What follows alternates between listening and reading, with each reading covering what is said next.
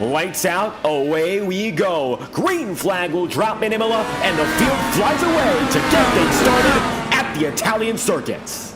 Caution is out. Yellow flag going to be in the air for the first time today. Take a look back from the initial start and you'll see what happened.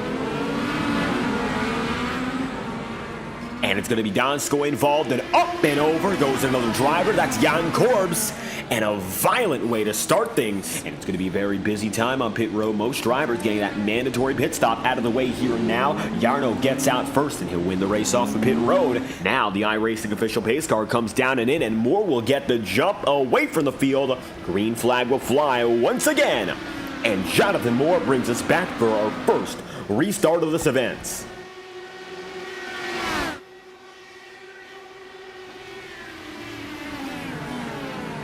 Leading the way, Jonathan Moore has the advantage over Lucas Santos through the opening corners, and as such, Santos now going to be working a few tenths of a second behind and getting settled in for the long haul. 4 laps out of 20, and the estimated time says it would take 24 minutes to complete the laps you're looking at right now.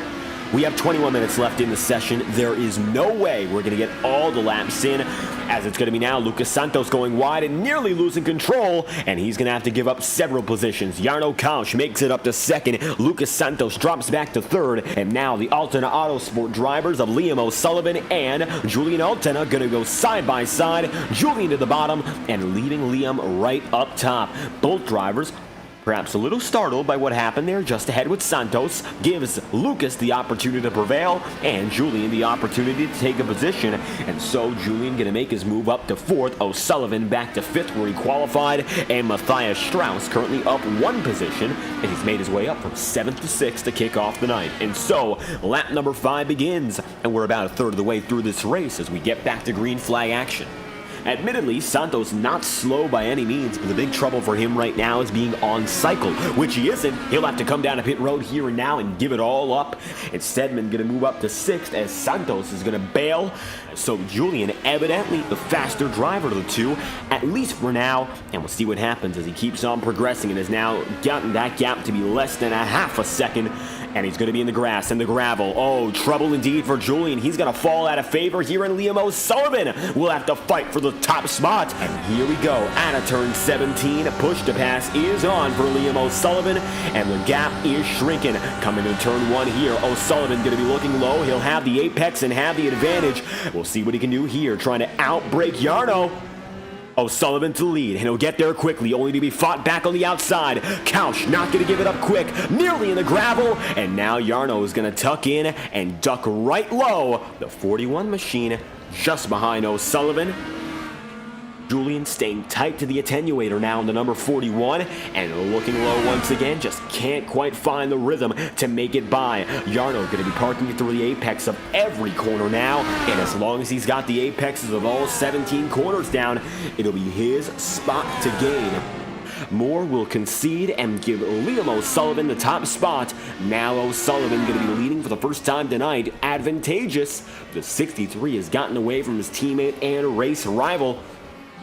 Now, it looks like it's going to be 5 minutes left on the session. 8 minutes will be required to finish every lap. We are expecting to see the white flag waved forcibly before we get to that point. Now, Julian looking for another opportunity, but it looks like for Julian, running out of opportunities on the push to pass. He'll try for it once more.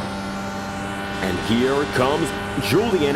Has to look high once again. Decides to go for it for real. Can't go for the outbreak. And now through the Tamburello, looking for a little bit of a switchback. Gets some nice momentum out of the first 2 corners. And through the first 2, now it's going to be Julian getting to the apex.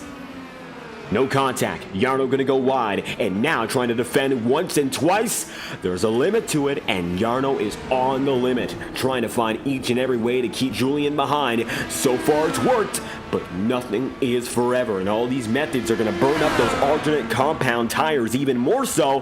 And there you have it. Julian now down to the inside, slices and dices right through the Villeneuve, and gets the spot. Altena Autosport now 1st and 2nd. Now weaving and bobbing back and forth up the track and down. Julian going to lead The number 41 through the Ravazza once again. Still no dice, and it looks like Julian going to have to let Jarno take the high side into 1 and 2. And through the Tamburello, Jarno not going to back off. One driver has to give. It's going to be Julian. And now the number 11 machine gets right through the gravel once more. Jarno up to second. Julian now in third. Liam O'Sullivan looking for a little bit of redemption. Finds himself now coming through the final 2 corners and will enter the Ravazza with the checkered flag in hand. Just a few hundred feet to go with a 63 up and away. He's going to now make it through the final sector and come home with his first win in the sprint series. The checkered flag will fly in the sprint of Italy, and Liam O'Sullivan will grab victory and take it from the hands of Jarno Kosh. Strategy and action to the very end. O'Sullivan will win his first race of the season. Liam wins, Jarno Kosh comes home in second, and Julian Altena, with an unfortunate third-place finish, will wrap up a double podium for his team. Altena Autosport, first and third on the day. Matthias Strauss is in fourth. Jonathan Moore going to be position number 5, and Dave Stedman comes home 5th, with Lucas Santos in 6th, Jack James in then, the 8th spot, Yaroslav Donskoy going to be 9th, and Jan Korbs finishing out the top 10. Additional 2 drivers include Robert Sadler and Alexander Bonney. Bonney did not start. Sadler involved in that first lap incident,